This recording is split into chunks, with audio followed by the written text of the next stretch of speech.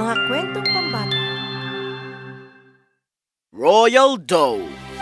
Noong unang panahon, sa puso ng masiglang kaharian ng Altaria, kung saan kumikislap ang mga engranding palasyo at nagaganap ang buhay sa kaharian, may isang batang prinsesa na nagngangalang Amelia. Hindi tulad ng marami sa kanyang posisyon, hindi nabighani si Amelia sa karangyaan at kayamanan na kasama ng kanyang pagiging maharlika. Sa pagnanais ng isang simpleng buhay, iniwan niya ang kanyang titulo at luho sa edad na 24. Pinalitan ng mga kasuotang panghari ng isang apron ng panadero. Sa isang simpleng panaderya, natagpuan niya ang kapayapaan at layunin. Hinahanap ang kanyang tunay na tawag sa labas ng mga pader ng palasyo. Magandang umaga. Ano po ang sa inyo? Pwede bang humingi ng tsokolate, Croissant? Pakiusap! Maaga pa para sa matamis, mahal. Sabihin ko sa'yo, kung kaya mong isulat ang croissant, sa iyo na. C-R-O-I-S-S-A-N-T. Nagawa mo ng perpekto. Isang tsokolating croissant para sa'yo.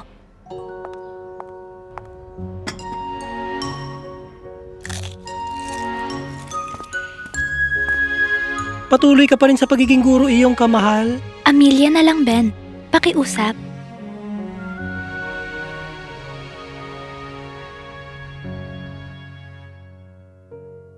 Ano ang ginagawa ko?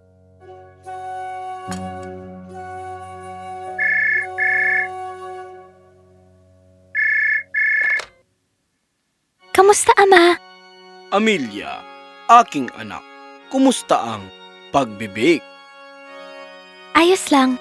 Ang mga cupcake ay mabenta. Kamustang mga bagay sa palasyo? Miss ka na namin. Ang posisyon ng maharlikang pagtuturo ay bukas pa kung gusto mong... Ama, napag-usapan na natin to. Kailangan ko itong gawin ng mag-isa.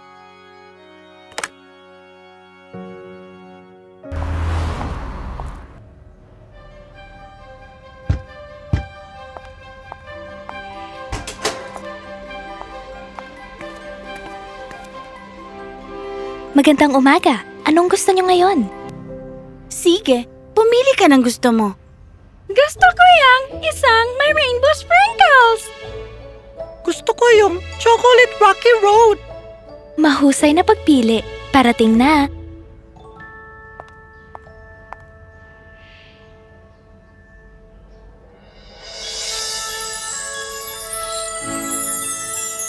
Ikaw ba yan?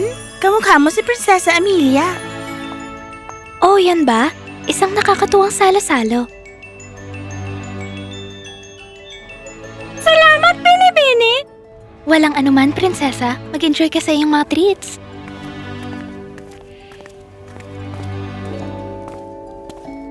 Isa na namang araw, isa na namang malapit na sakuna, ha? Kung alam lang nila, minsan namimiss ko ang dating buhay, pero kadalasan gusto ko lang talaga magturo. Bakit hindi mo subukan? Ang galing mo sa mga bata.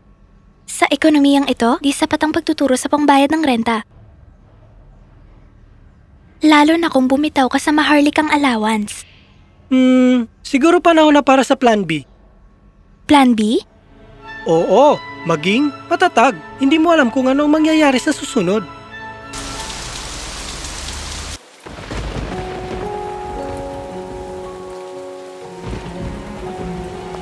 Ay nako, ulan na ulan sa labas. Huli na ba para sa kape? Hindi pa huli. Ano ang gusto mo? 3 espresso, pakiusap. Marami akong papeles na kailangang markahan. Mahirap na araw? Wala kang ideya. Mahilig ako sa pagtuturo, pero minsan dumarami ang trabaho at talagang sinusubok ka ng mga bata. Oh, isa kang guro? Sa Oak Haven Elementary School, mukhang interesado ka. Gusto ko talaga magturo. Talaga? Bakit hindi ka nagtuturo? Buhay, siguro. Ang panderya na ito hindi naman tumatakbo mag-isa at may mga bayarin ako. Gastos. Mga responsibilidad.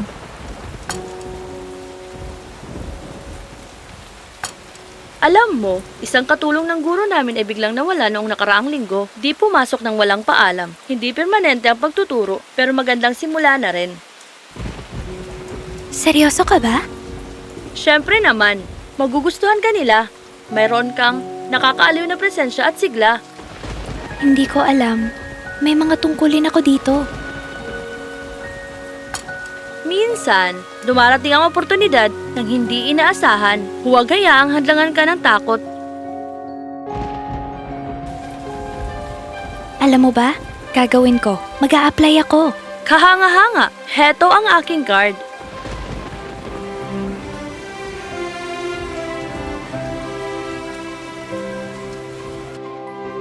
Pagkatapos ng maikling pag-uusap na iyon, si Amelia ay kinakabahan at sabik ng sabay.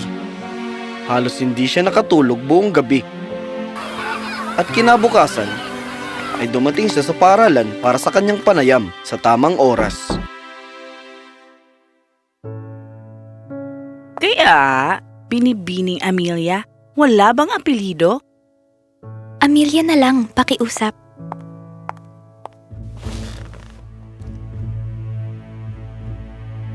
Mahusay.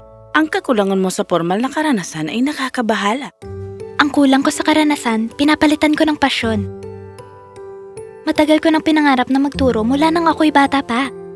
At bakit nga ba? Naniniwala ko ang edukasyon ay malaking pantay-pantay. Binubuksan nito ang mga pinto, nagpapalawak ng pananaw. Bawat bata ay nararapat ng pagkakataong iyon, hindi alintana ang kanilang kalagayan. Isang marangal na pananaw, ngunit ang pagtuturo ay hindi lamang tungkol sa hilig. Ito ay mahirap na trabaho, mahahabang oras. Hindi ako estranghero sa masipag na trabaho. Nagtatrabaho ako ng 10 oras sa paninderya. Pero kahit sa pinakamahirap na mga araw,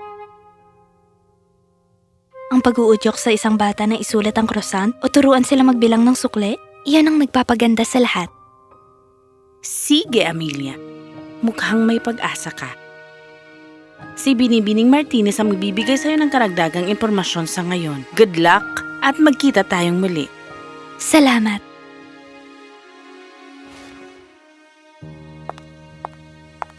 Habang lumalabas sila mula sa opisina ng punong guro, si Ginang Martinez ay mukhang medyo nababahala. Agad siyang lumingon kay Amelia.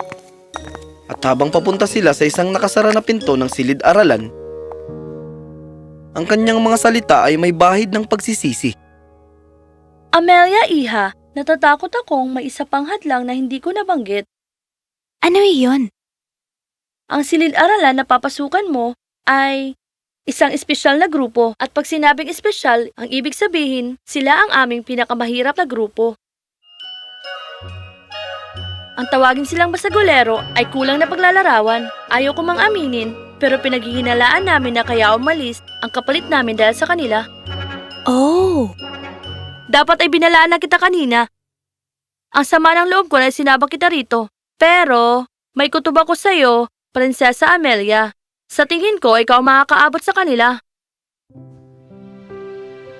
gagawin ko ang makakaya ko. Good luck! Kailangan mo ito.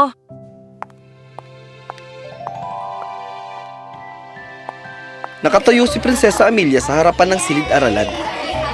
Ang kanyang mga mata ay lumapad sa hindi makapaniwalang pagtingin sa kanyang nakita. Ang silid ay magulo na puno ng kaguluhan at ingay.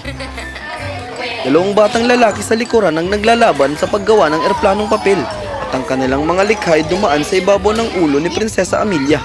Isang grupo ng mga batang babae sa sulok ang malakas na nagkukwentuhan at nagtatawanan na tila hindi nakikita ang presensya ni Prinsesa Amelia.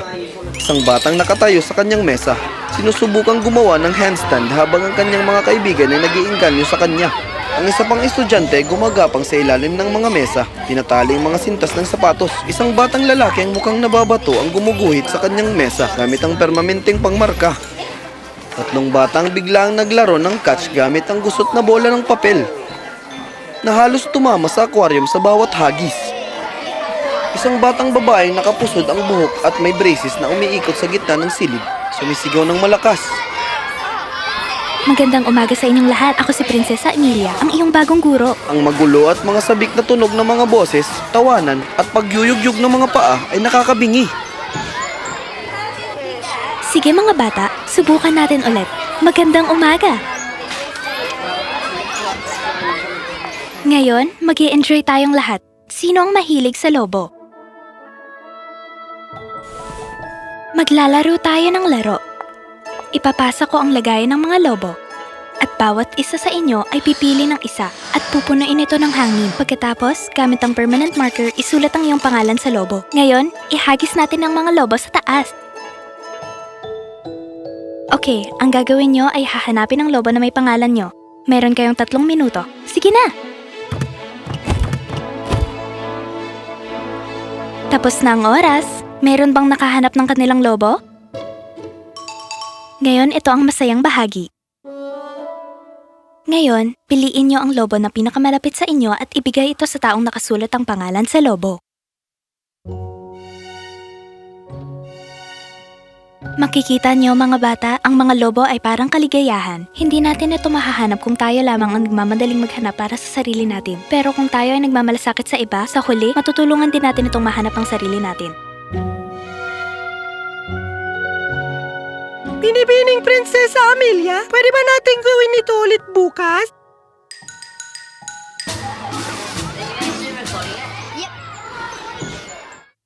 Hindi ko pa nakita ang klase na yan na nakikibahagi. Prinsesa Amelia, gusto mo bang manatili bilang permanenteng guro dito?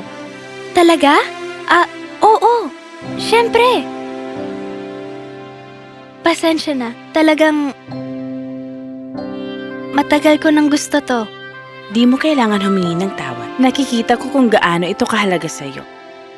Ang iyong hilig ay saktong kailangan ng mga batang ito. Maligayang pagdating sa Oak Haven Elementary. Magsimula ka na sa Lunes.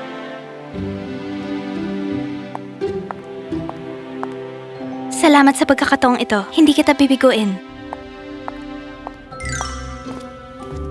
Kaya, kumusta ang karanasan? Kamangha-mangha. Sa tingin ko nahanap ko ng aking tawag. Panalo ang Plan B. Panalo ang Plan B. Minsan, ang daan patungo sa ating masayang wakas ay hindi diretso. Pero sa kaunting tapang at may puso, palagi nating mahanap ang ating landas.